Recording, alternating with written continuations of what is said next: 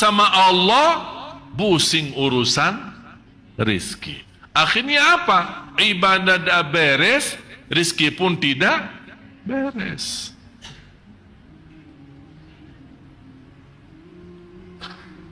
Malah sekarang kita mendengar semua amalan kita, semua harapan kita hanya dunia saja. Orang SMS, Twitter, BB, telefon. Syekh, amalan supaya lancar usaha. Amalan supaya dapat jodoh. Amalan rumah tangga sakinah. Amalan supaya dapat keturunan. Amalan, semua masih terlipat dunia saja. Sampai dunia tak beres, kita mengharap amalan ibadah yang semestinya semata-mata ridha Allah malah jadi buat dunia aja. Seolah-olah kita lupa akhirat. Padahal kita sudah belajar. Inna salati wa nusuki wa mahyaya wa mamati. Kalau betul-betul lillahi rabbil alamin, dunia akhirat beres. Apa yang membuat kita pusing? Karena salat tak benar. Bukan karena kesempitan rizki. Bukan karena banyak hutang. Tapi yang kita tidak sadari, bukan karena salat tidak benar, malah kita pusing. Kenapa? Hutang banyak. Tapi tidak pernah berfikir yang membawa hutang yang banyak kenapa bisa jadi banyak. Karena pertama salatnya tidak beres.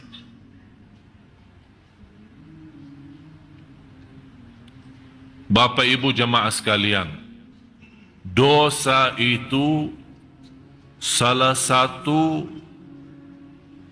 penyakit yang sangat cepat menghancurkan iman dan berkah rizki.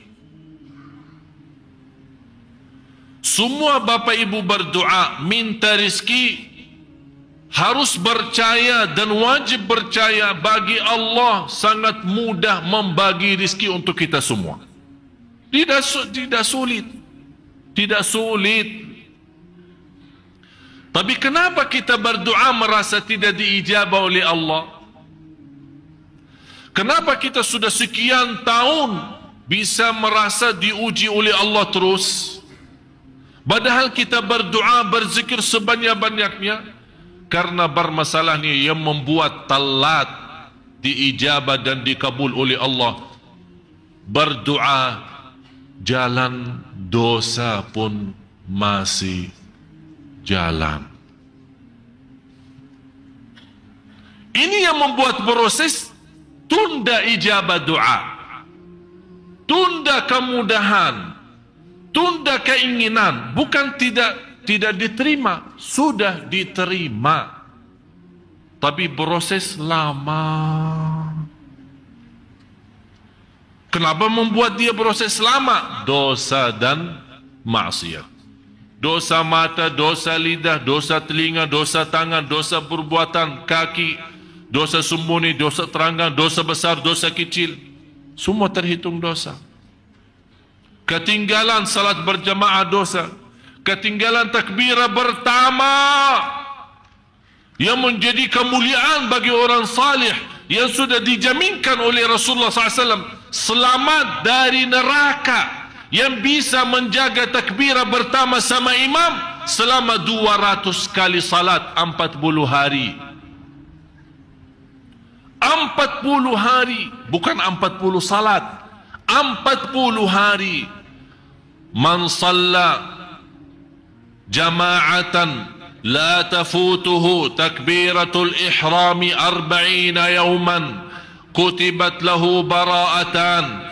Barang siapa yang salat berjamaah tidak sampai terlepas dari takbirah pertama sama imam selama 40 hari, dapat 2 kebebasan.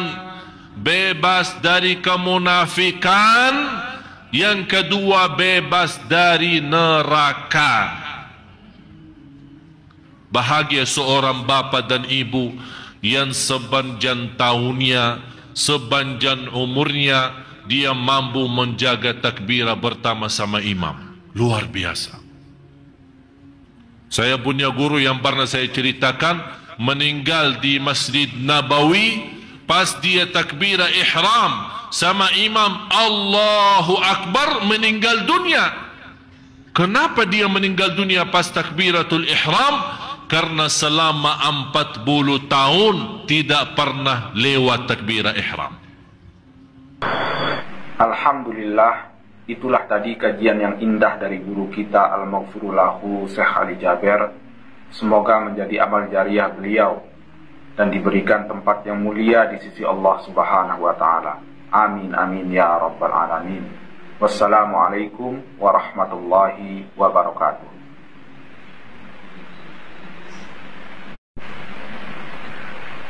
Bismillahirrahmanirrahim. Assalamualaikum warahmatullahi wabarakatuh. Saudaraku yang beriman, marilah sejenak kita simak kajian dari guru kita Al-Maghfuru Lahu Syekh Ali Jaber, sekaligus mengenang beliau dan memetik hikmah, ilmu dan amalan di dalam kajian ini yang insya Allah akan menjadi suatu kebaikan bagi kita untuk menjalani kehidupan sehari-hari. Marilah kita simak bersama-sama. Maha suci Allah, saya tidak mempunyai ilmu apa-apa, hanya saja apa yang diberikan oleh Allah Subhanahu wa ta'ala. Semuanya atas taufik Allah.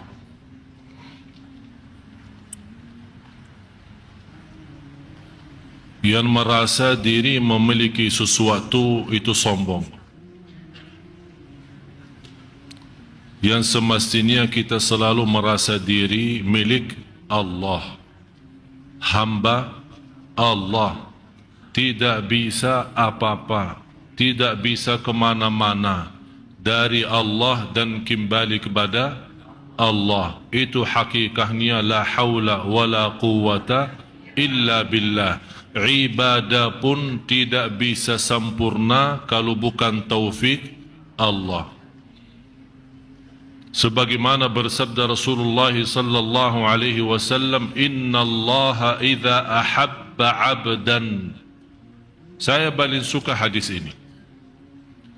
Kalau Allah mencintai seorang hamba, berarti kalau Allah tidak mencintai seorang hamba, tidak dapat taufik.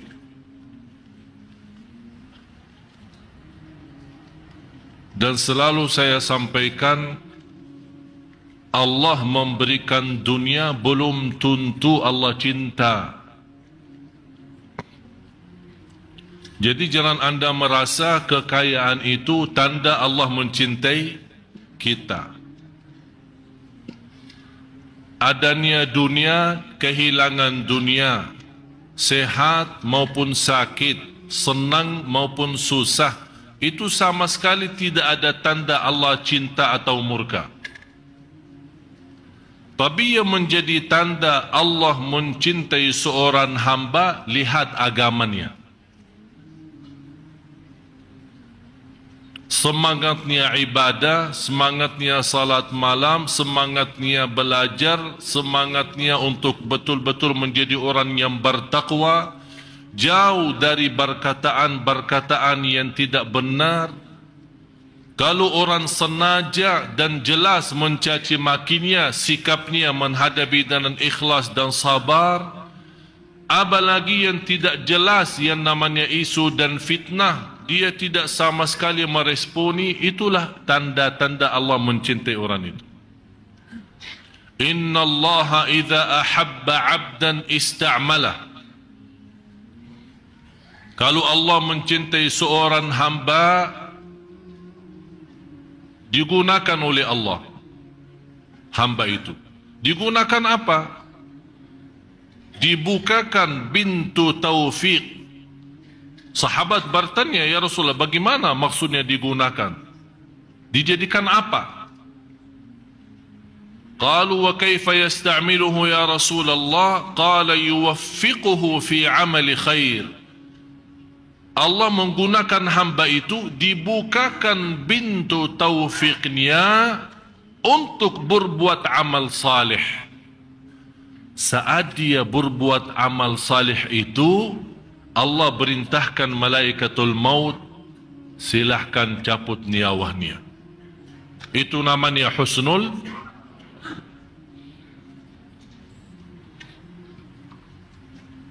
Karena untuk mengambil nyawa seorang, malaikatul maut pun tak tahu.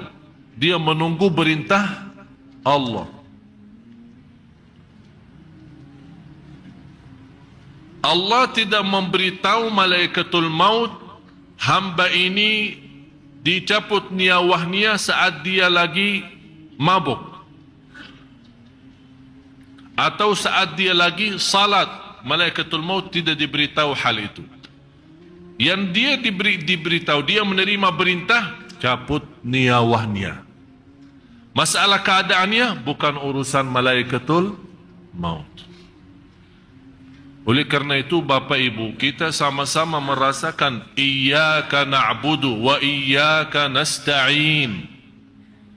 Al-Imam Ibnul Qayyim rahimahullah, sebabnya firman ini iyyaka na'budu wa iyyaka nasta'in, dia membuat buku 4 jilid. Satu buku lebih dari 300 halaman. Hanya gara-gara iyyaka na'budu wa iyyaka nasta'in. Jadi yang semestinya kita merasakan saat kita salat, kalau boleh stop. Apalagi lagi salat sunnah, lagi salat malam, begitu anda membaca iyyaka na'budu wa iyyaka nasta'in, stop dulu. Sambil anda merasa tersentuh hati, ini hati harus bergerak. Allah sudah menggambarkan kalau Quran turun di atas gunung, hancur. Mana yang lebih kuat dan kasar, gunung atau daging manusia, hati manusia? Jelas lebih kuat dan keras gunung. Tapi bisa gunung itu hancur karena Al-Quran. Hati kita masa tidak bisa rasa.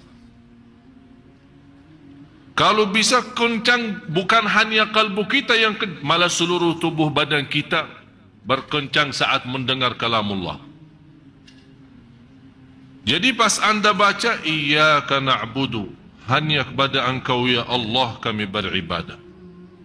Ini murni ikhlas. Hanya kepada Allah kami beribadah. Hanya kepada Allah kami memohon. Hanya kepada Allah kami tawakal. Hanya kepada Allah kami cinta. Hanya kepada Allah kami memohon bertolong. Hanya kepada Allah. Jadi semua hanya kepada Allah, tidak ada yang lain. Urusan dunia pun hanya kepada Allah. Ada masalah dalam rumah tangga kita, urusannya sama Allah. Apapun hanya kepada Allah. Jadi terwujud iyyaka na'budu dalam segala hal. Jangan anda memahami singkatnya ibadah adalah ibadah itu gerakan salat, baca Quran. Tidak. Dunia pun bisa jadi ibadah kalau kita berserah diri kepada Allah saat urusan dunia. Jadi tidak boleh kita merasa, oh saya pintar, saya cerdas, saya punya kelebihan, bisa menjadi orang kaya karena tenaga dan usaha. Tidak. Tapi karena taufik Allah. Ikhtiar saya pun, walaupun saya punya ikhtiar, tapi kita punya yakin, ikhtiar pun belum ada arti kalau belum ada izin Allah. Tapi tetap kita berikhtiar. Begitu kita merasa iyyaka na'budu wa iyyaka nasta'in, sudah merasa connect batin, sudah hatinya merasa hanya kepada engkau ya Allah kami beribadah. Tapi segala ibadah itu yang kami harapkan menjadi ibadah ikhlas, khusyuk, murni, diterima. Ya Allah, kami tidak sanggup menyempurnakan ibadah kecuali dengan wa iyyaka nasta'in. Wa iyyaka nasta'in maksudnya, dan hanya kepada engkau ya Allah kami memohon pertolongan. Pertolongan untuk apa? Untuk dunia. bertolongan untuk urusan anak, bertolongan untuk urusan usaha, urusan rumah, urusan bukan. Tapi wa iyyaka nasta'in, supaya ini wa iyyaka na'budu itu jadi sempurna. Supaya iyyaka na'budu jadi sempurna, ya Allah tolonglah kami. Supaya ibadah ikhlas, dunia lancar, ibadah diterima, sempurna. Karena kami bukan bertolonganmu, ya Allah, ibadah pun aja kacau.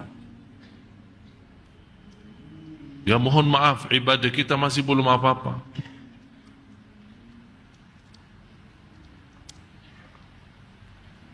Beberapa hari ada satu cerita beristiwa. Saya telefon ke guru saya, silaturrahim. Kemudian saya hampir lama tidak telefon beliau dan berkata beliau, saya ada cerita indah buatmu. Saya mendengar. Sambil terputus telefonnya, isi pulsa lagi, terputus isi pulsa lagi. Karena saya yang telefon.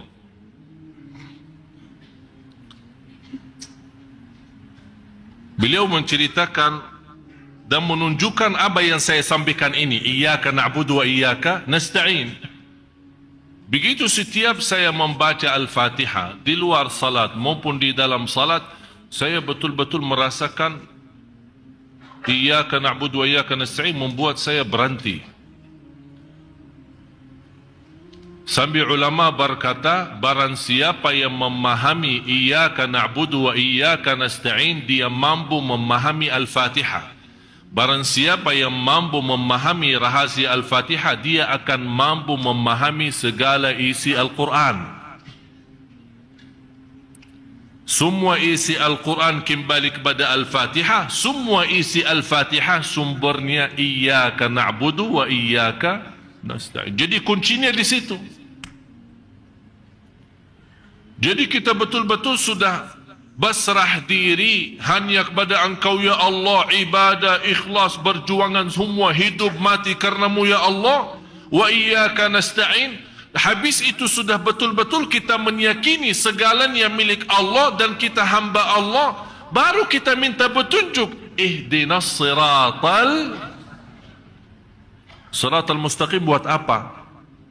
Dunia akhirat, lahir batin, ilmu, sekolah, kuliah, jodoh, rizki, urusan, semua termasuk siratal mustaqim.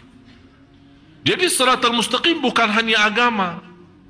Siratal mustaqim jalan yang lurus dalam pendidikan, jalan yang lurus dalam mencari jodoh, jalan yang lurus dalam mendapatkan yang terbaik dalam bisnis dan usaha, jalan yang lurus mendapatkan majlis ta'lim yang memberikan manfaat dalam kehidupan saya, yang merubahkan menjadi majlis dan belajaran saya semakin baik, saya semakin mendekatkan diri saya kepada Allah, bukan ilmu yang sia-sia. Itu yang perlu. Inilah ihdinas siratal mustaqim.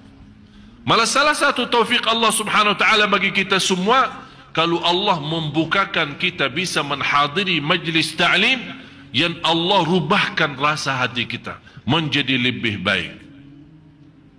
Dengan keikhlasan kita berduduk di majlis ta'lim dan sama-sama belajar, disitulah Allah bukakan hati kita bersama. Yang berceramah Allah gerakkan lidahnya supaya bisa menyentuh hati yang mendengar. Karena orang yang berceramah tidak mampu menyentuh hati yang mendengar, tapi Allah yang mampu mengkontak batin supaya bisa apa yang disampaikan oleh penceramah bisa difahami, bisa dirasakan, bisa dihayati. Oleh karena itu begitu saya masuk majlis ta'lim, ya Allah, saya serahkan diri saya, lidah saya, hati saya, Engkau yang atur. Hati jamaah bukan milik saya, tapi milik Engkau ya Allah. Jadi tidak boleh kita merasa diri pintar. Oh, saya pintar ceramah bisa membuat jamaah nangis. Itu sombong. Yang membuat kita bisa nangis Allah. Belum tentu orang berilmu seluas dunia, begitu dia naik mimbar, belum tentu bisa pintar ceramah. Dan kita melihat sendiri ada orang yang martabatnya sudah profesor doktor, tapi ceramahnya membuat kita tidur. Mohon maaf ya, saya tidak sebut siapa-siapa. Tapi belum tentu jabatan ilmu, belum tentu luasnya ilmu seorang, belum tentu bisa sampaikan sesuatu. Dan bisa jadi orang awam, tukang ojek, tukang bakso, atau orang di jalan barangkali tidak diperhatiin oleh orang, tidak dihargai oleh orang, tapi bisa dia menyampaikan satu kata menjadi bermanfaat sepanjang hidup kita. Jadi masalahnya bukan banyak ilmu atau sedikit, bukan tinggi jabatan atau rendah, bukan kaya atau miskin. Masalahnya satu karunia dan rahasia yang Allah anugerahkan di hati seorang saat dia berbicara. Berarti semua, saya, Bapak Ibu, saya berbicara, Anda mendengar, kuncinya semua di tangan Allah. Subhanallah, begitu indah kajian yang disampaikan oleh guru kita Al-Maghfur Lahu Syekh Ali Jaber. Semoga Allah memberikan kita kemudahan dalam setiap langkah mengerjakan kebaikan. Amin amin ya rabbal alamin. Kata guru saya, ketika dia keluar rumah bertemu dengan dua orang pemuda. Nampaknya dua orang pemuda itu pemuda yang saleh. Dan mereka menceritakan kepada guru saya, wahai guru, kami punya cerita bagaimana kami alhamdulillah bisa menjadi pemuda yang saleh. Dua kawan, teman kuliah. Ternyata cerita mereka ini berdua pemuda yang istilahnya biasa-biasa saja. Bunya masa jahiliyah, berbacaran, tidak salat, pemabuk, kesana kesini, tidak memperhatiin agama. Tapi gimana orang ini bisa menjadi saleh? Dia menceritakan ada satu peristiwa. Ketika malam hari, kalau kita bilang malam minggu, kalau di sana di Arab malam Kamis. Tahu malam Kamis? Kita malam Kamis ceramah. Kalau di sana malam minggu, mereka di sana malam Kamis, karena Kamis sama Jumat libur di Arab. Kalau di sini Sabtu sama Minggu, jadi ada namanya istilah malam minggu. Jadi kalau inti di Arab ke sana jangan tanya malam minggu gimana, tanya aja malam Kamisnya gimana ya.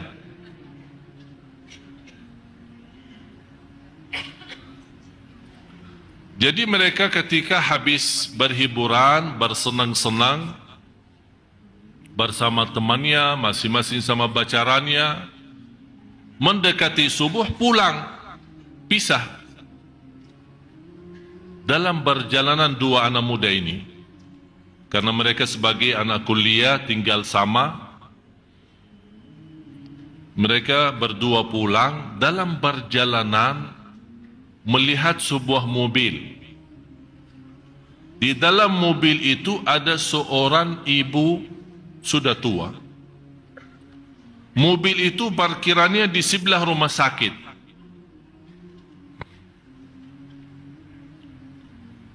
Yang menarik perhatian dua anak muda ini, suara teriakan ibu itu.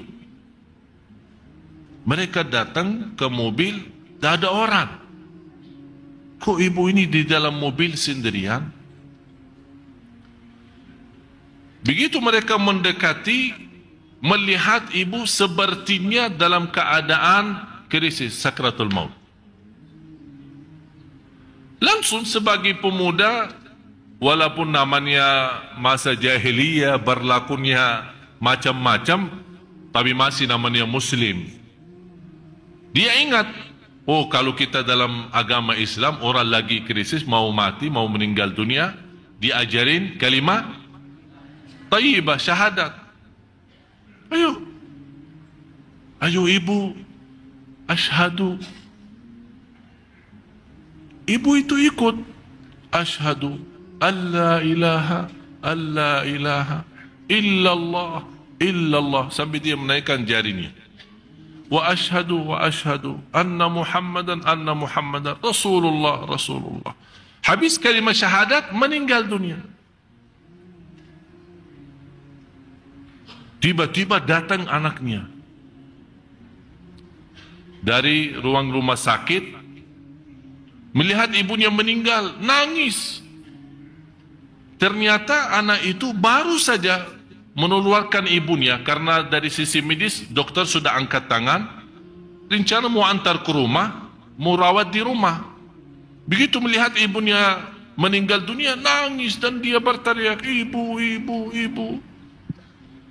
Niat baik dua pemuda ini, mereka menyampaikan, jangan nangis dong, jangan sedih. Ibumu alhamdulillah husnul khatimah, baru saja mengucapkan kalimat syahadat, malah tambah marah dan nangis. Kalian berbuat apa? Kamu belum tahu ibu saya siapa? Ibu saya orang Katolik.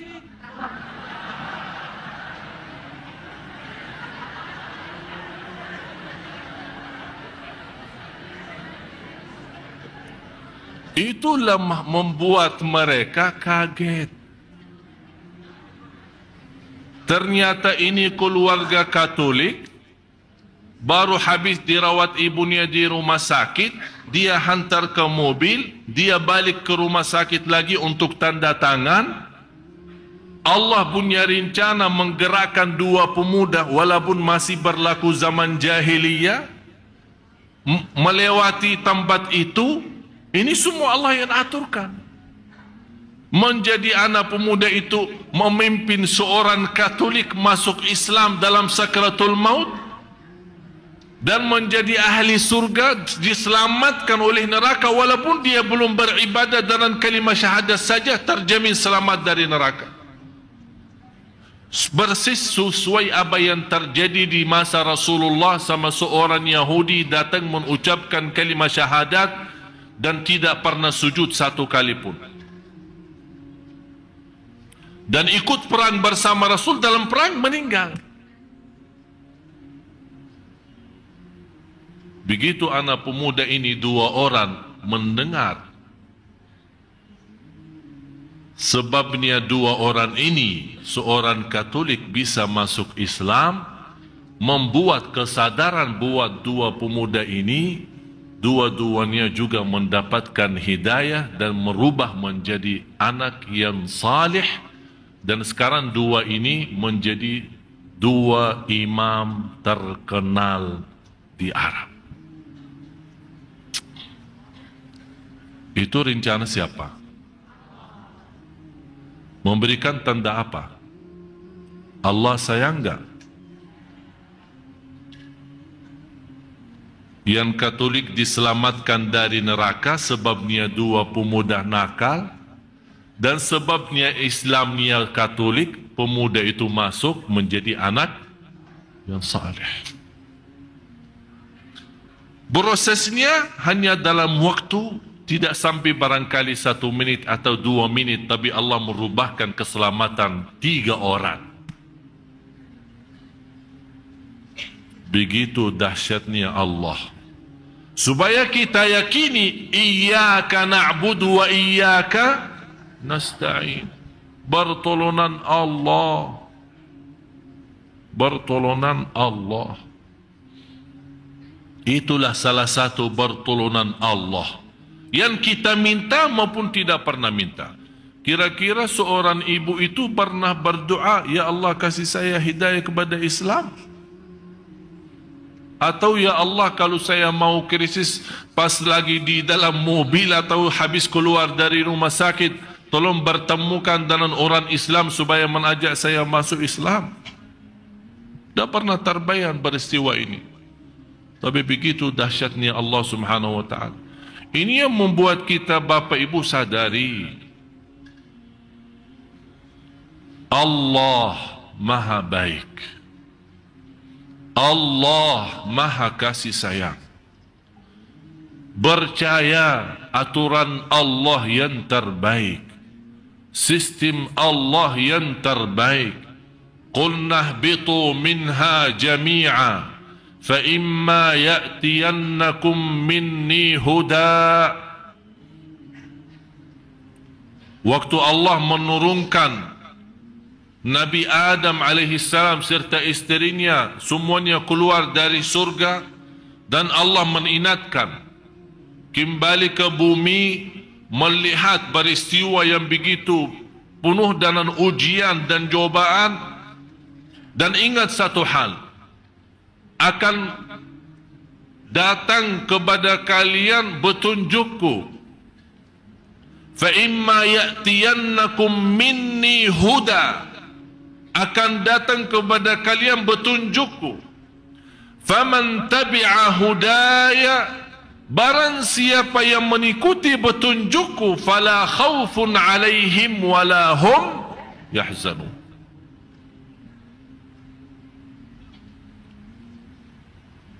Arti daripada fala khaufun,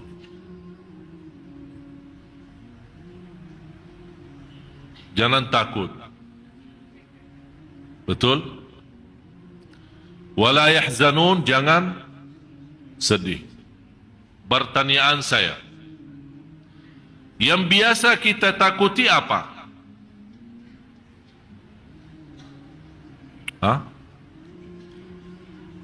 Yang sudah lalu atau yang akan datang? Selalu kita takut masa depan. Itulah indahnya Al-Quran. Kenapa Allah mendahulukan fala khaufun daripada walahum yahzanun? Barang siapa yang mengikuti petunjukku, jangan takut, jangan sedih. Selama anda mengikuti petunjukku, berarti akan menuju kepada akhirat. Yang biasa membuat manusia takut akhirat apa? Takut dihukum Allah, takut disiksa di neraka, takut dihisab dan hisab yang susah. Allah tenangkan, selama anda mengikuti petunjukku, jangan takut ke depan. Masa depan jangan takut. Urusan Allah selesai, beres, aman. Itu namanya Allah memberikan asuransi aman masa depan. Tapi ya Allah, anak saya, urusan yang lalu, rumah yang saya tinggalin, harta, apa? Pasti akan merasa sedih. Kata Allah, walahum yahzanun, kami uruskan juga. Jadi depan belakang jangan fikirin. Yang penting anda pusatkan fikirannya. Faman tabi'a hudaya, barang siapa mengikuti petunjukku, tidak akan takut masa depan dan tidak akan sedih masa yang sudah lalu. Di surat Taha, فَمَنِ اتَّبَعَ هُدَايَ فَلَا يَضِلُّ وَلَا يَشْقَى. Barang siapa yang mengikuti petunjukku tidak akan tersesat di dunia dan tidak akan celaka di. Jadi satu ayat menamankan urusan akhirat kan? Fala khaufun, ini urusan akhirat, urusan depan. Di ayat ini surat Taha, Allah menamankan soal urusan dunia. Jadi dalam bahasa lain, kalau yang masih mengutamakan dunia, Allah sudah amankan. Fala yadhillu wa la yashqa. Yang masih mengutamakan akhirat, Allah juga di ayat yang lain menamankan. Fala khawfun alaihim wa lahum yahzanun. Kalau Allah berkata, fala yadhillu wa la yashqa, atau Allah berfirman, fala khawfun alaihim wala hum yahzanun. Percaya enggak? Percaya enggak Bapak Ibu? Kok kebenarannya Quran ini ya? Percaya enggak? Tapi kenapa yang kita lihat banyak manusia tidak percaya? Karena kepercayaan bukan sebuah kata yang dikeraskan suaranya seperti baru saja Bapak Ibu percaya.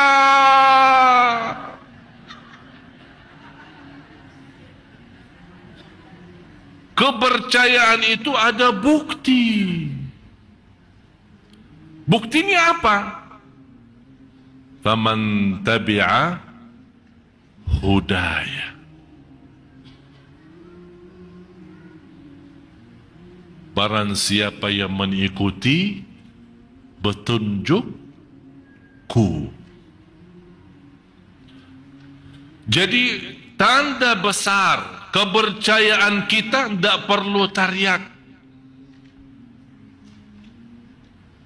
Tapi wujudkan dalam kehidupannya Anda betul-betul percaya. Ada seorang datang kepada ulama melaporkan dan menadu kenaikan harga barang.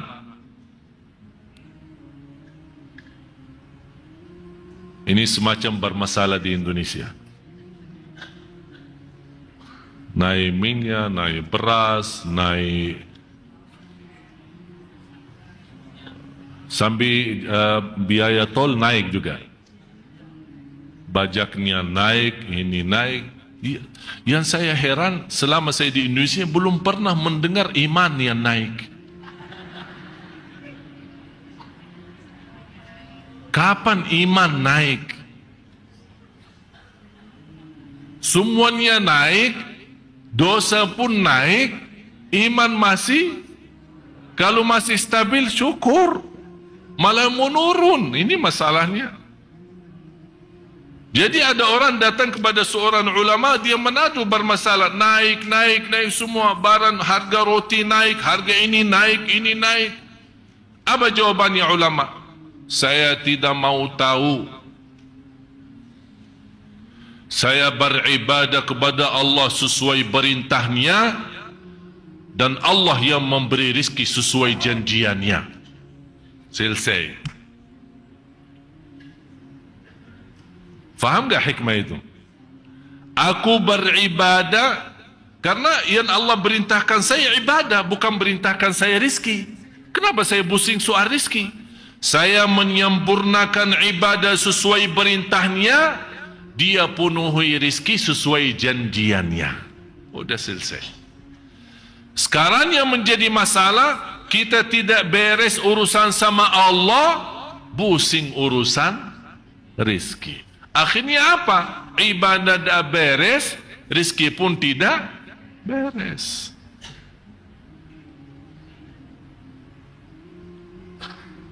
Malah sekarang kita mendengar semua amalan kita, semua harapan kita hanya dunia saja.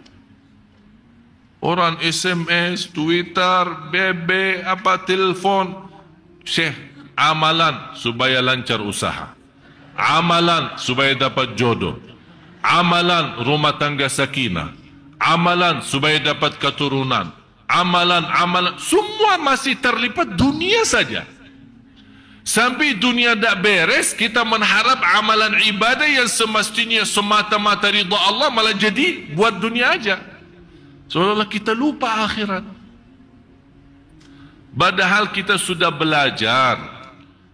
Inna salati wa nusuki wa mahyaya wa mamati. Kalau betul-betul lillahi rabbil alamin, dunia akhirat beres.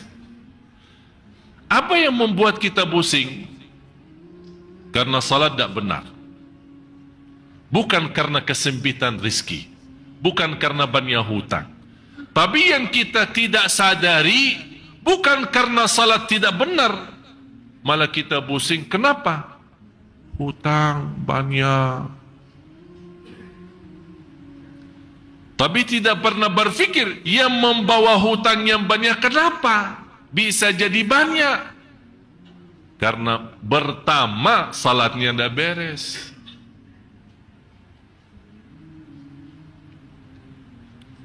Bapak ibu jamaah sekalian, dosa itu salah satu penyakit yang sangat cepat menghancurkan iman dan berkah rizki. Semua bapak ibu berdoa minta rizki, harus percaya dan wajib percaya bagi Allah sangat mudah membagi rizki untuk kita semua. Tidak sulit. Tidak sulit. Tapi kenapa kita berdoa merasa tidak diijabah oleh Allah? Kenapa kita sudah sekian tahun bisa merasa diuji oleh Allah terus? Padahal kita berdoa, berzikir sebanyak-banyaknya.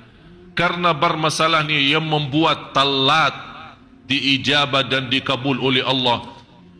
Berdoa, jalan dosa pun masih jalan. Ini yang membuat proses tunda ijabah doa, tunda kemudahan, tunda keinginan. Bukan tidak diterima, sudah diterima, tapi proses lama. Kenapa membuat dia proses lama? Dosa dan maksiat. Dosa mata, dosa lidah, dosa telinga, dosa tangan, dosa perbuatan kaki, dosa sembunyi, dosa terangkan, dosa besar, dosa kecil, semua terhitung dosa. Ketinggalan salat berjamaah dosa, ketinggalan takbirah pertama yang menjadi kemuliaan bagi orang salih yang sudah dijaminkan oleh Rasulullah SAW, selamat dari neraka, yang bisa menjaga takbirah pertama sama imam selama 200 kali salat 40 hari. 40 hari, bukan 40 salat, 40 hari. Man shalla jama'atan la tafutuhu takbiratul ihrami 40 yawman kutibat lahu bara'atan. Barang siapa yang salat berjamaah tidak sampai terlepas dari takbirah pertama sama imam selama 40 hari, dapat 2 kebebasan. Bebas dari kemunafikan, yang kedua bebas dari neraka. Bahagia seorang bapa dan ibu yang sepanjang tahunnya, sepanjang umurnya dia mampu menjaga takbirah pertama sama imam. Luar biasa. Saya punya guru yang pernah saya ceritakan, meninggal di Masjid Nabawi pas dia takbirah ihram sama imam Allahu Akbar, meninggal dunia. Kenapa dia meninggal dunia pas takbiratul ihram? Karena selama 40 tahun tidak pernah lewat takbirah ihram. Alhamdulillah, itulah tadi kajian yang indah dari guru kita Al-Maghfurullahu Syekh Ali Jaber. Semoga menjadi amal jariah beliau dan diberikan tempat yang mulia di sisi Allah Subhanahu wa taala. Amin amin ya rabbal alamin. Wassalamualaikum warahmatullahi wabarakatuh.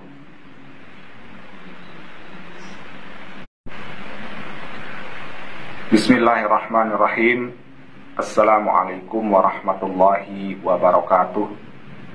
Saudaraku yang beriman, marilah sejenak kita simak kajian dari guru kita Al-Maghfurullahu Syekh Ali Jaber, sekaligus mengenang beliau dan memetik hikmah, ilmu dan amalan di dalam kajian ini yang insya Allah akan menjadi suatu kebaikan bagi kita untuk menjalani kehidupan sehari-hari. Marilah kita simak bersama-sama. Maha suci Allah, Saya tidak mempunyai ilmu apa-apa, hanya saja apa yang diberikan oleh Allah Subhanahu wa ta'ala. Semuanya atas taufik Allah.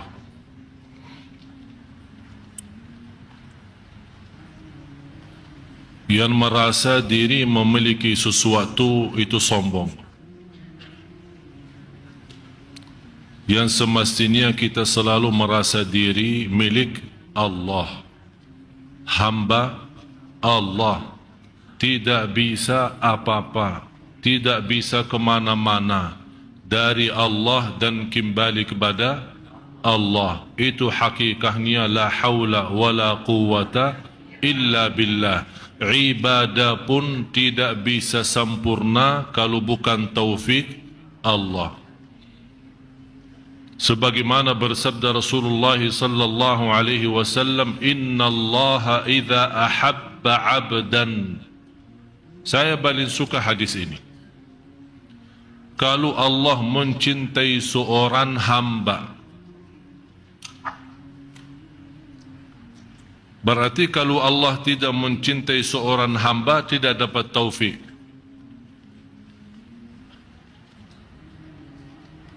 Dan selalu saya sampaikan, Allah memberikan dunia belum tentu Allah cinta.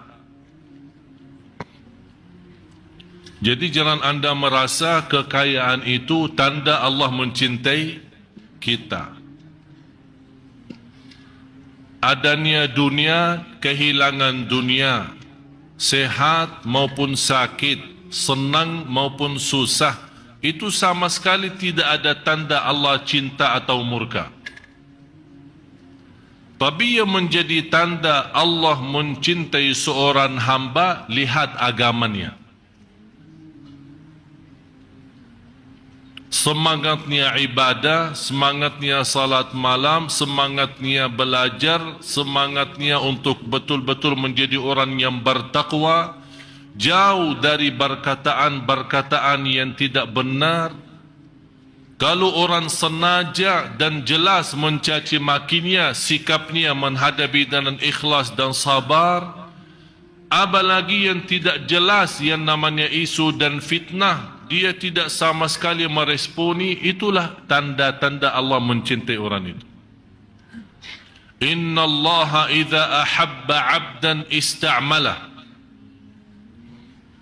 Kalau Allah mencintai seorang hamba, digunakan oleh Allah hamba itu. Digunakan apa? Dibukakan pintu taufik. Sahabat bertanya, ya Rasulullah, bagaimana maksudnya digunakan? Dijadikan apa? Qalu wa kaifa yasta'miluhu ya Rasulullah? Qala yuwaffiquhu fi 'amali khair. Allah menggunakan hamba itu, dibukakan pintu taufiknya untuk berbuat amal salih. Saat dia berbuat amal salih itu, Allah perintahkan malaikatul maut, silahkan cabut nyawanya. Itu namanya husnul.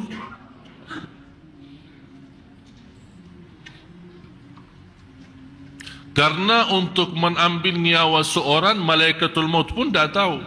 Dia menunggu perintah Allah. Allah tidak memberitahu malaikatul maut, hamba ini dicabut nyawanya saat dia lagi mabuk, atau saat dia lagi salat. Malaikatul maut tidak diberitahu hal itu. Yang dia diberitahu, dia menerima perintah, cabut nyawanya. Masalah keadaannya bukan urusan malaikatul maut.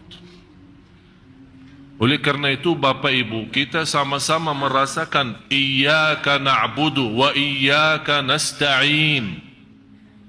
Al-Imam Ibnul Qayyim rahimahullah, sebabnya firman ini iyyaka na'budu wa iyyaka nasta'in, dia membuat buku 4 jilid. Satu buku lebih dari 300 halaman. Hanya gara-gara iyyaka na'budu wa iyyaka nasta'in. Jadi yang semestinya kita merasakan saat kita salat, kalau boleh stop. Apalagi lagi salat sunnah, lagi salat malam. Begitu anda membaca iyyaka na'budu wa iyyaka nasta'in, stop dulu. Sambil anda merasa tersentuh hati, ini hati harus bergerak. Allah sudah menggambarkan kalau Quran turun di atas gunung, hancur.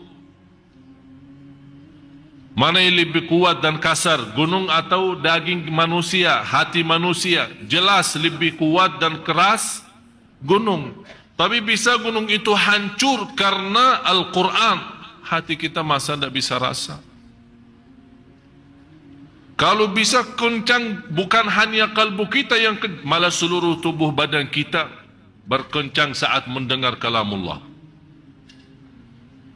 Jadi pas anda baca iyyaka na'budu, hanya kepada engkau ya Allah kami beribadah.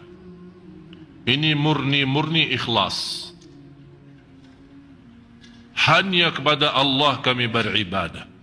Hanya kepada Allah kami memohon. Hanya kepada Allah kami tawakal. Hanya kepada Allah kami cinta. Hanya kepada Allah kami memohon bertolong. Hanya kepada Allah. Jadi semua hanya kepada Allah, tidak ada yang lain. Urusan dunia pun hanya kepada Allah. Ada masalah dalam rumah tangga kita, urusannya sama Allah. Apapun hanya kepada Allah. Jadi terwujud iyyaka na'budu dalam segala hal. Jangan anda memahami singkatnya ibadah adalah ibadah itu gerakan salat, baca Quran. Tidak. Dunia pun bisa jadi ibadah kalau kita berserah diri kepada Allah saat urusan dunia. Jadi tidak boleh kita merasa, oh saya pintar, saya cerdas, saya punya kelebihan, bisa menjadi orang kaya karena tenaga dan usaha. Tidak. Tapi karena taufik Allah. Ikhtiar saya pun, walaupun saya punya ikhtiar, tapi kita punya yakin, ikhtiar pun belum ada arti kalau belum ada izin Allah. Tapi tetap kita berikhtiar.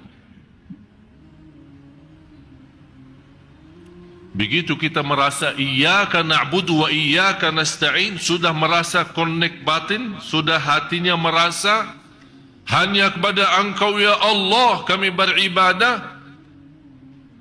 Tapi segala ibadah itu yang kami harapkan menjadi ibadah ikhlas, khusyuk, murni, diterima.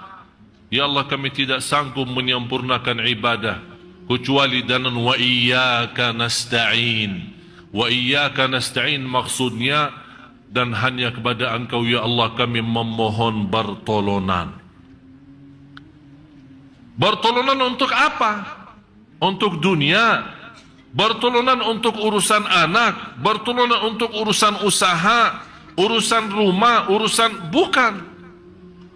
Tapi wa iyyaka nasta'in supaya ini wa iyyaka na'budu itu jadi sempurna. Supaya iyyaka na'budu jadi sempurna, ya Allah tolonglah kami.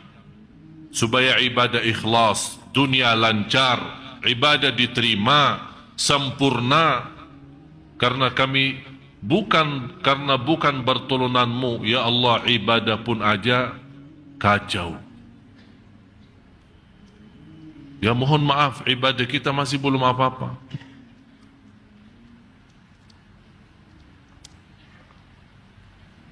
Beberapa hari ada satu cerita peristiwa. Saya telefon ke guru saya, silaturahim. Kemudian saya hampir lama tidak telefon beliau dan berkata beliau, saya ada cerita indah buatmu. Saya mendengar.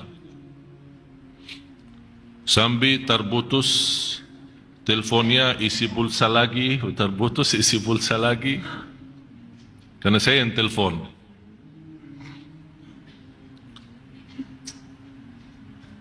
Beliau menceritakan dan menunjukkan apa yang saya sampaikan ini, iyyaka na'budu wa iyyaka nasta'in.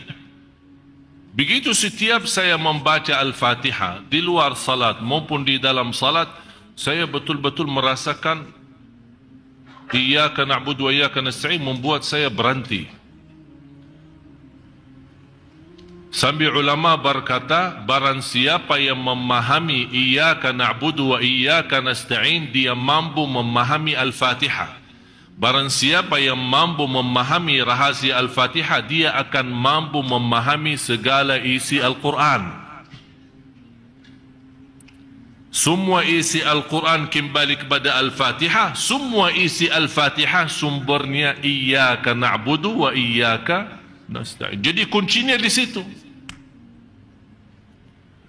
Jadi kita betul-betul sudah basrah diri hanya kepada Engkau ya Allah, ibadah, ikhlas, berjuangan semua, hidup mati karenamu ya Allah, wa iyyaka nasta'in. Habis itu sudah betul-betul kita meyakini segalanya milik Allah dan kita hamba Allah, baru kita minta petunjuk. Ihdinas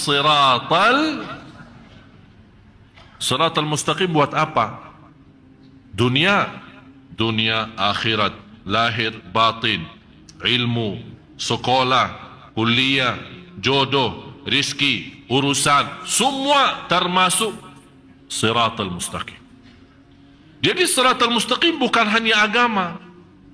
Siratal mustaqim jalan yang lurus dalam pendidikan, jalan yang lurus dalam mencari jodoh, jalan yang lurus dalam mendapatkan yang terbaik dalam bisnis dan usaha, jalan yang lurus mendapatkan majlis ta'lim yang memberikan manfaat dalam kehidupan saya, yang merubahkan menjadi majlis dan belajaran saya semakin baik, saya semakin mendekatkan diri saya kepada Allah, bukan ilmu yang sia-sia. Itu yang perlu. Inilah ihdinas siratal mustaqim.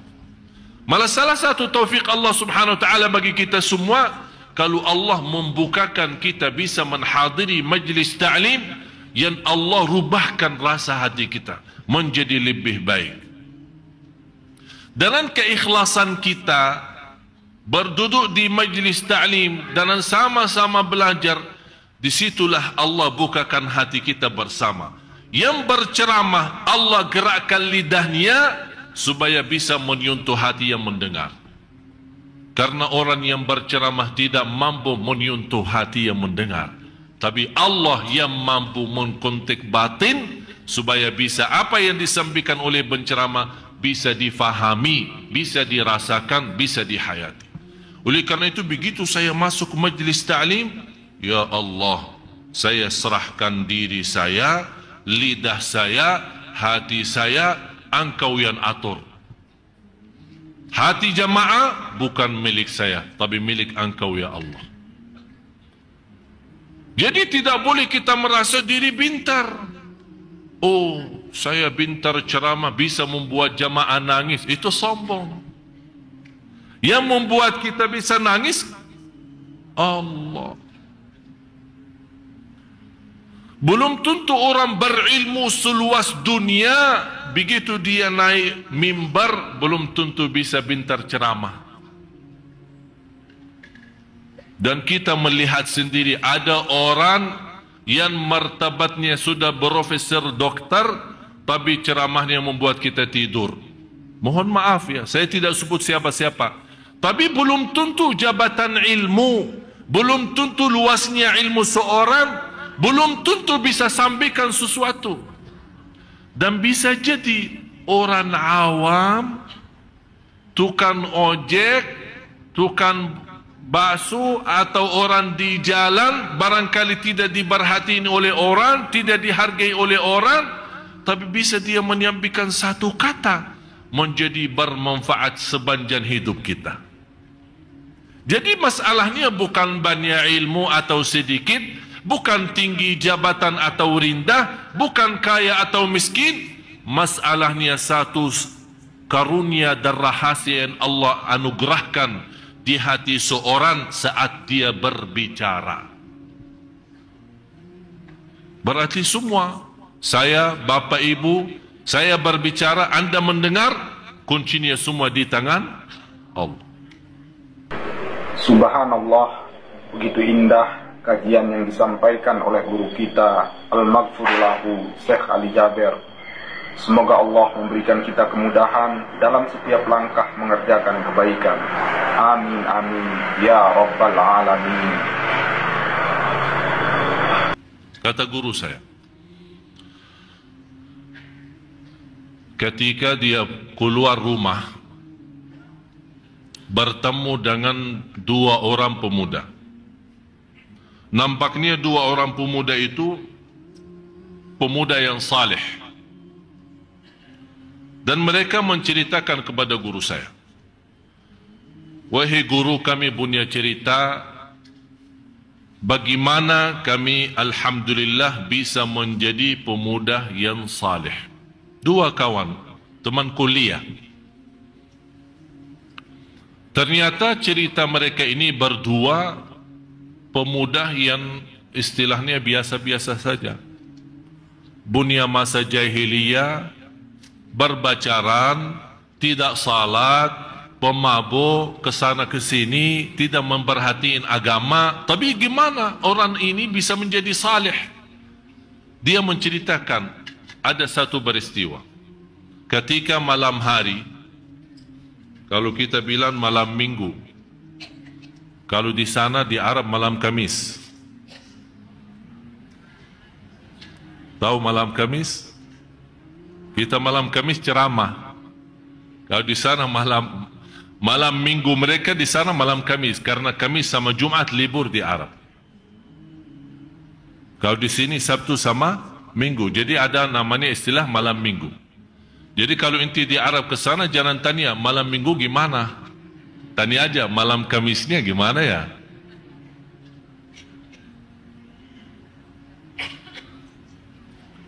Jadi mereka ketika habis berhiburan, bersenang-senang bersama temannya, masing-masing sama bacarannya, mendekati subuh pulang, pisah.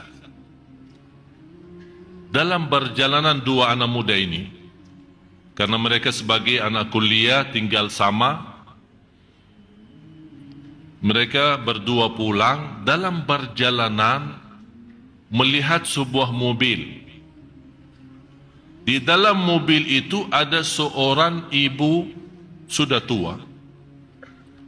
Mobil itu parkirannya di sebelah rumah sakit.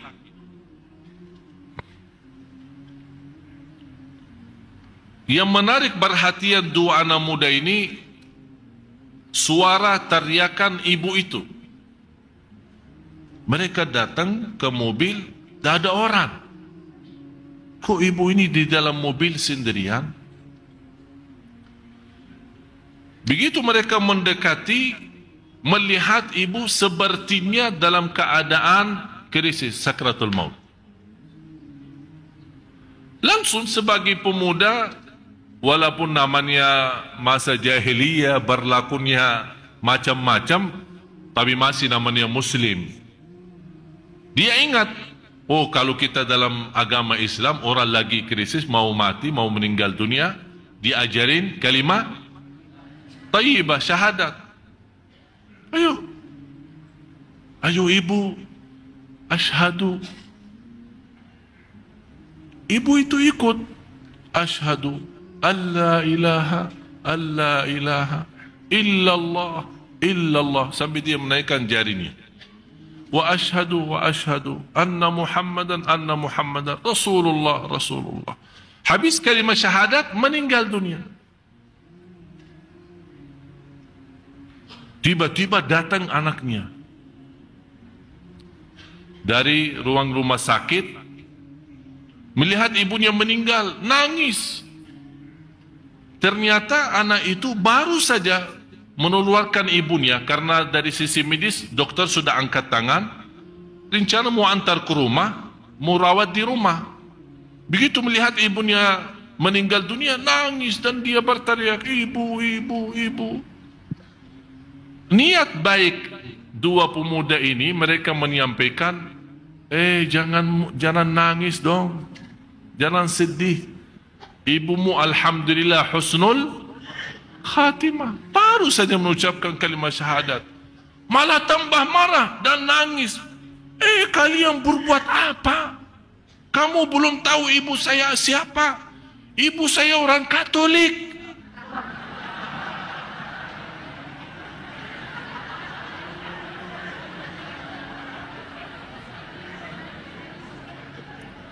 Itulah membuat mereka kaget. Ternyata ini keluarga Katolik, baru habis dirawat ibunya di rumah sakit, dia hantar ke mobil, dia balik ke rumah sakit lagi untuk tanda tangan. Allah punya rencana menggerakkan dua pemuda walaupun masih berlaku zaman jahiliyah, melewati tempat itu. Ini semua Allah yang aturkan. Menjadi anak pemuda itu memimpin seorang Katolik masuk Islam dalam sakratul maut, dan menjadi ahli surga, diselamatkan oleh neraka walaupun dia belum beribadah dengan kalimah syahadat saja, terjamin selamat dari neraka. Persis sesuai apa yang terjadi di masa Rasulullah, sama seorang Yahudi datang mengucapkan kalimah syahadat dan tidak pernah sujud satu kali pun, dan ikut perang bersama Rasul, dalam perang meninggal. Begitu anak pemuda ini dua orang mendengar, sebabnya dua orang ini, seorang Katolik bisa masuk Islam, membuat kesadaran buat dua pemuda ini, dua-duanya juga mendapatkan hidayah dan merubah menjadi anak yang salih. Dan sekarang dua ini menjadi dua imam terkenal di Arab. Itu rencana siapa? Memberikan tanda apa? Allah sayang enggak? Yang Katolik diselamatkan dari neraka sebabnya dua pemuda nakal, dan sebabnya Islamnya Katolik, pemuda itu masuk menjadi anak yang saleh. Prosesnya hanya dalam waktu tidak sampai barangkali 1 minit atau 2 minit, tapi Allah merubahkan keselamatan 3 orang. Begitu dahsyatnya Allah. Supaya kita yakini, iyyaka na'budu wa iyyaka nasta'in. Pertolongan Allah. Pertolongan Allah. Itulah salah satu pertolongan Allah yang kita minta maupun tidak pernah minta. Kira-kira seorang ibu itu pernah berdoa, ya Allah kasih saya hidayah kepada Islam? Atau ya Allah kalau saya mau krisis pas lagi di dalam mobil atau habis keluar dari rumah sakit, tolong bertemukan dengan orang Islam supaya mengajak saya masuk Islam? Tidak pernah terbayang peristiwa ini. Tapi begitu dahsyatnya Allah Subhanahu wa ta'ala. Ini yang membuat kita Bapak Ibu sadari, Allah Maha Baik, Allah Maha Kasih Sayang. Percaya aturan Allah yang terbaik, sistem Allah yang terbaik. Qul nahbitu minha jami'a فَإِمَّا يَأْتِيَنَّكُمْ مِنِّي هُدَى. Waktu Allah menurunkan Nabi Adam alaihissalam serta isterinya semuanya keluar dari surga, dan Allah mengingatkan kembali ke bumi melihat peristiwa yang begitu penuh dengan ujian dan cobaan, dan ingat satu hal, akan datang kepada kalian petunjukku. Fa imma ya'tiyannakum minni huda, akan datang kepada kalian petunjukku. Faman tabi'a hudaya, barang siapa yang mengikuti petunjukku, fala khaufun alaihim wala hum yahzanun.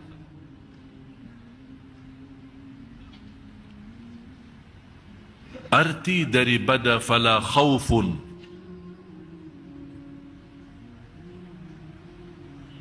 jangan takut. Betul? Wala yahzanun, jangan sedih. Pertanyaan saya, yang biasa kita takuti apa?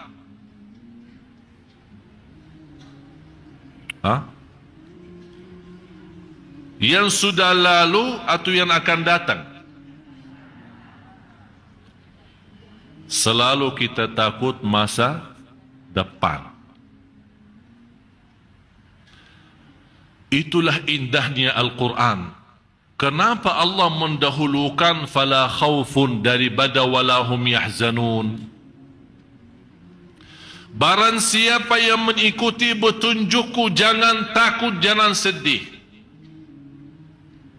Selama anda mengikuti petunjukku, berarti akan menuju kepada akhirat. Yang biasa membuat manusia takut akhirat apa? Takut dihukum Allah, takut disiksa di neraka, takut dihisab dan hisab yang susah.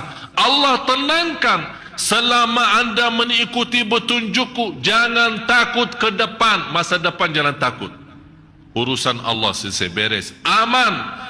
Itu namanya Allah memberikan asuransi aman masa depan. Tapi ya Allah, anak saya, urusan yang lalu, rumah yang saya tinggalin, harta, apa? Pasti akan merasa sedih. Kata Allah, walahum yahzanun, kami uruskan juga. Jadi depan belakang jangan fikirin. Yang penting anda pusatkan fikirannya, faman tabi'a hudaya, barang siapa mengikuti petunjukku, tidak akan takut masa depan dan tidak akan sedih masa yang sudah lalu. Di surat Taha, فَمَنِ اتَّبَعَ هُدَايَ فَلَا يَضِلُّ وَلَا يَشْقَى. Barang siapa yang mengikuti petunjukku tidak akan tersesat di dunia dan tidak akan celaka di. Jadi satu ayat mengamankan urusan akhirat kan? Fala khaufun, ini urusan akhirat, urusan depan. Di ayat ini surat Taha, Allah menamankan soal urusan dunia. Jadi dalam bahasa lain, kalau yang masih mengutamakan dunia, Allah sudah amankan, fala yadhillu wala yashqa. Yang masih mengutamakan akhirat, Allah juga di ayat yang lain menamankan, fala khaufun alaihim wala hum yahzanun. Kalau Allah berkata fala yadhillu wala yashqa, atau Allah berfirman fala khaufun alaihim wala hum yahzanun, percaya enggak? Percaya enggak Bapak Ibu? Kok kebenarannya Quran ini ya? Percaya enggak? Tapi kenapa yang kita lihat banyak manusia tidak percaya? Karena kepercayaan bukan sebuah kata yang dikeraskan suaranya seperti baru saja Bapak Ibu percaya.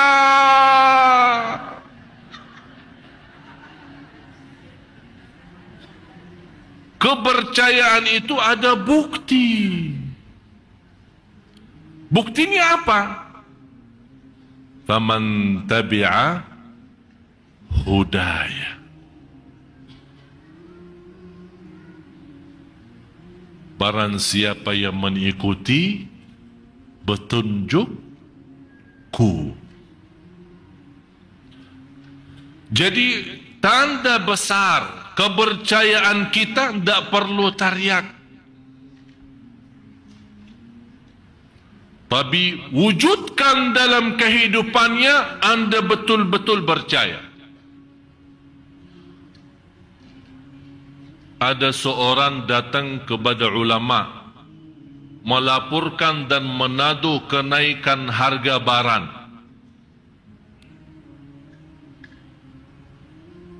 Ini semacam bermasalah di Indonesia.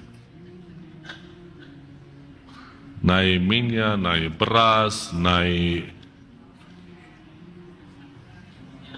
sambil biaya tol naik juga. Bajaknya naik, ini naik.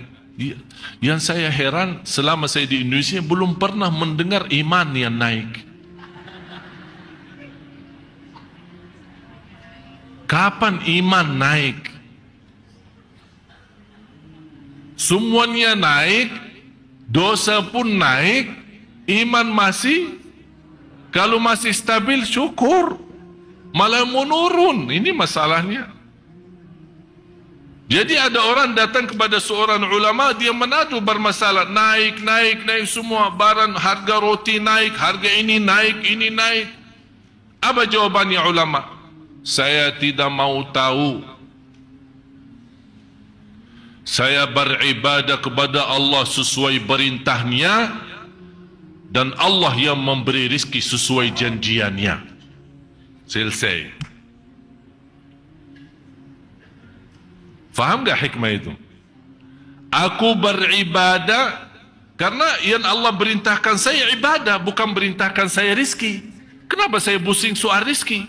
Saya menyempurnakan ibadah sesuai perintahnya, dia penuhi rezeki sesuai janjiannya. Sudah selesai. Sekarang yang menjadi masalah, kita tidak beres urusan sama Allah, pusing urusan rezeki. Akhirnya apa? Ibadah dah beres, rezeki pun tidak beres.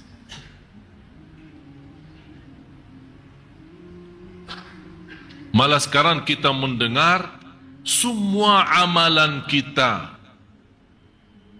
semua harapan kita hanya dunia saja. Orang SMS, Twitter, BB, telefon. Syekh, amalan supaya lancar usaha, amalan supaya dapat jodoh, amalan rumah tangga sakinah, amalan supaya dapat keturunan, amalan, semua masih terlipat dunia saja. Sampai dunia tak beres, kita mengharap amalan ibadah yang semestinya semata-mata ridha Allah malah jadi buat dunia aja. Seolah-olah kita lupa akhirat. Padahal kita sudah belajar. Inna salati wa nusuki wa mahyaya wa mamati. Kalau betul-betul lillahi rabbil alamin, dunia akhirat beres. Apa yang membuat kita pusing? Karena salat tak benar. Bukan karena kesempitan rezeki, bukan karena banyak hutang. Tapi yang kita tidak sadari, bukan karena salat tidak benar, malah kita pusing. Kenapa? Hutang banyak. Tapi tidak pernah berfikir yang membawa hutang yang banyak kenapa bisa jadi banyak. Karena pertama salatnya tidak beres.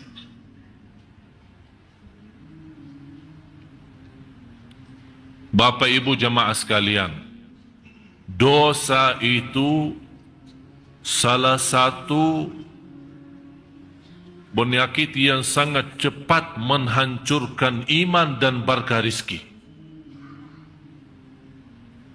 Semua Bapak Ibu berdoa minta rezeki, harus percaya dan wajib percaya bagi Allah sangat mudah membagi rezeki untuk kita semua. Tidak sulit. Tidak sulit. Tapi kenapa kita berdoa merasa tidak diijabah oleh Allah? Kenapa kita sudah sekian tahun bisa merasa diuji oleh Allah terus? Padahal kita berdoa, berzikir sebanyak-banyaknya. Karena bermasalahnya yang membuat telat diijabah dan dikabul oleh Allah. Berdoa, jalan dosa pun masih jalan. Ini yang membuat proses tunda ijabah doa, tunda kemudahan, Tunda keinginan bukan tidak diterima, sudah diterima. Tapi proses lama. Kenapa membuat dia proses lama? Dosa dan maksiat. Dosa mata, dosa lidah, dosa telinga, dosa tangan, dosa perbuatan kaki, dosa sembunyi, dosa terangkan, dosa besar, dosa kecil. Semua terhitung dosa. Ketinggalan salat berjamaah dosa. Ketinggalan takbirah pertama yang menjadi kemuliaan bagi orang salih yang sudah dijaminkan oleh Rasulullah SAW. Selamat dari neraka, yang bisa menjaga takbirah pertama sama imam selama 200 kali salat 40 hari. 40 hari, bukan 40 salat, 40 hari. Man salla jama'atan la tafutuhu takbiratul ihrami 40 yawman kutibat lahu bara'atan. Barang siapa yang salat berjamaah tidak sampai terlepas dari takbirah pertama sama imam selama 40 hari, dapat 2 kebebasan. Bebas dari kemunafikan, yang kedua bebas dari neraka. Bahagia seorang bapa dan ibu yang sepanjang tahunnya, sepanjang umurnya, dia mampu menjaga takbirah pertama sama imam. Luar biasa. Saya punya guru yang pernah saya ceritakan, meninggal di Masjid Nabawi pas dia takbirah ihram sama imam Allahu Akbar, meninggal dunia. Kenapa dia meninggal dunia pas takbiratul ihram? Karena selama 40 tahun tidak pernah lewat takbirah ihram. Alhamdulillah, itulah tadi kajian yang indah dari guru kita Al-Maghfurullahu Syekh Ali Jaber. Semoga menjadi amal jariah beliau dan diberikan tempat yang mulia di sisi Allah Subhanahu wa taala. Amin amin ya rabbal alamin. Wassalamualaikum warahmatullahi wabarakatuh.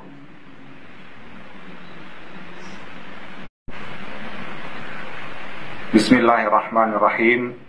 Assalamualaikum warahmatullahi wabarakatuh.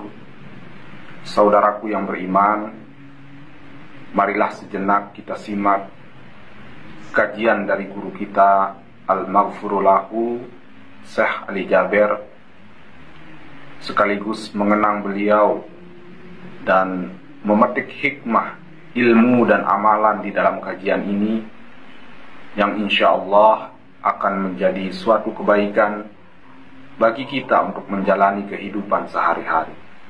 Marilah kita simak bersama-sama. Maha suci Allah, saya tidak mempunyai ilmu apa-apa, hanya saja apa yang diberikan oleh Allah Subhanahu wa ta'ala. Semuanya atas taufik Allah.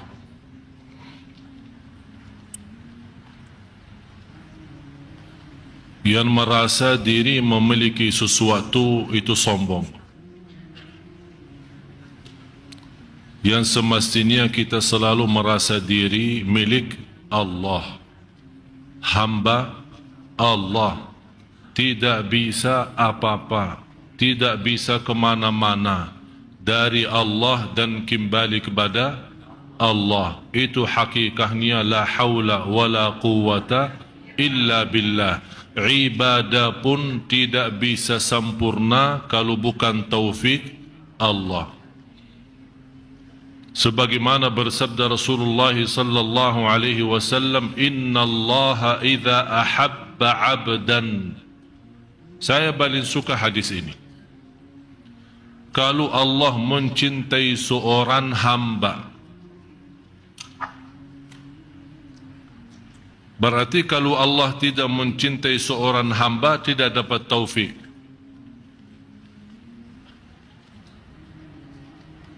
Dan selalu saya sampaikan, Allah memberikan dunia belum tentu Allah cinta. Jadi jangan anda merasa kekayaan itu tanda Allah mencintai kita. Adanya dunia, kehilangan dunia, sehat maupun sakit, senang maupun susah, itu sama sekali tidak ada tanda Allah cinta atau murka. Tapi yang menjadi tanda Allah mencintai seorang hamba, lihat agamanya. Semangatnya ibadah, semangatnya salat malam, semangatnya belajar, semangatnya untuk betul-betul menjadi orang yang bertakwa, jauh dari perkataan-perkataan yang tidak benar. Kalau orang sengaja dan jelas mencaci makinya, sikapnya menghadapi dengan ikhlas dan sabar, apalagi yang tidak jelas yang namanya isu dan fitnah, dia tidak sama sekali meresponi, itulah tanda-tanda Allah mencintai orang itu. Inna Allah idza ahabba 'abdan ista'malah. Kalau Allah mencintai seorang hamba, digunakan oleh Allah hamba itu. Digunakan apa? Dibukakan pintu taufik. Sahabat bertanya, ya Rasulullah, bagaimana maksudnya digunakan? Dijadikan apa? Qalu wa kaifa yasta'miluhu ya Rasulullah? Qala yuwaffiquhu fi amali khair. Allah menggunakan hamba itu, dibukakan pintu taufiknya untuk berbuat amal salih. Saat dia berbuat amal salih itu, Allah perintahkan malaikatul maut, silahkan cabut nyawanya. Itu namanya husnul.